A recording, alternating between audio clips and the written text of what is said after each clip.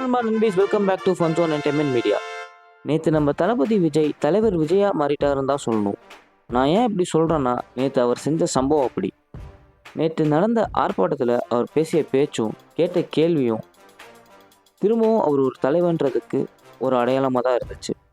அப்படி என்ன அவர் பேசியிருக்காருன்னா, அஜித்குமார் குடும்பத்துக்கு சாரி கேட்டது தப்பு இல்லை. உங்கள் ஆட்சியில் இது வரைக்கும் காவல்துறை விசாரணையில் மட்டுமே 24 பேரோட உயிரிழந்திருக்கு. அந்த 24 பேரோட குடும்பத்துக்கு ஏன் சாரி கேட்கல? அஜித்குமார் குடும்பத்துக்கு சாரி சொன்ன மாதிரியே இந்த 24 குடும்பத்துக்கும் சாரி சொல்லணும்னு சொல்லி கேட்டிருக்காரு. அண்ட் அஜித்குமார் ஃபேமிலிக்கு நிவாரணம் கொடுத்த மாதிரி அந்த 24 குடும்பத்துக்கும் நிவாரணம் கொடுக்க சொல்லி வலியுறுத்தியிருக்காரு.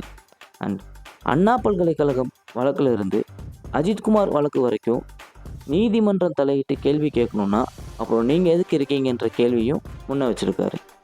அண்ட் சாத்தான்குளம் வழக்கு சிபிஐக்கு மாறியது அவமானமாக இருக்குன்னு சொன்ன நீங்கள் இப்போ அஜித்குமார் வழக்கு சிபிஐக்கு மாற்றியது உங்களுக்கு அவமானமாக இல்லையா அப்படின்ற கேள்வியும் கேட்டிருக்காரு.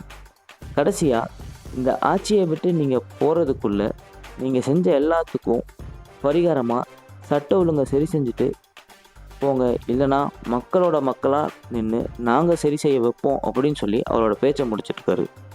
ஸோ நான் இப்போ என்ன சொல்ல வரேன்னா, ஒரு சில பேர் சொல்கிறாங்க அவருக்கு அரசியல் பற்றி என்ன தெரியும், அவருக்கு என்ன பேச தெரியும், இது ஒன்றும் சினிமா டைலாக் இல்லை, பஞ்சு பேசி கிளாப்ஸ் வாங்கி ஓட்டு வாங்கறதுக்கு அப்படின்றாங்க.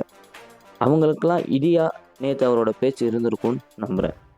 அண்ட் இன்னும் சில பேர் என்ன சொல்கிறாங்கன்னா, என்ன அனுபவம் இருக்குது, ஆட்சி அமைக்கணும்னு ஆசை வேறு உங்களுக்கு அப்படின்னு கேட்குறாங்க.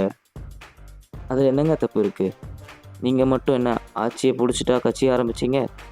நீங்களும் கட்சி ஆரம்பித்து தானே ஆட்சியை பிடிச்சிங்க. அண்ட் இவர் நேற்று பொதுப்பணியை செஞ்சு இன்றைக்கி கட்சி ஆரம்பித்து நாளைக்கு ஆட்சி பிடிக்கிறேன்னெலாம் சொல்லலையே. 20 வருஷமாக நற்பணி இயக்கம் மூலயமா எவ்வளவோ நல்லது பண்ணி எவ்வளவோ விஷயங்களுக்கு குரல் கொடுத்துருக்காரு. 2026 விஜயனா தான் சிஎம் ஆவாருன்னு நான் சொல்ல வரல. அதுக்கு இன்னும் நிறையா நாள் இருக்குது. அடுத்தடுத்து அவர் எடுக்கிற முடிவில் தான் இருக்குது. பட் எல்லாத்துக்கும் ஒரு ஆரம்ப புள்ளின்னு ஒன்று இருக்குது. அதை யாரும் மறந்துடாதீங்கன்னு சொல்லிட்டு இந்த வீடியோ எண்ட் பண்ணிக்கிறேன். இந்த வீடியோ உங்களுக்கு பிடிச்சிருந்தா லைக் பண்ணுங்கள், ஷேர் பண்ணுங்கள். மறக்காமல் நம்ம சேனலை சப்ஸ்கிரைப் பண்ணியிருக்கேன்.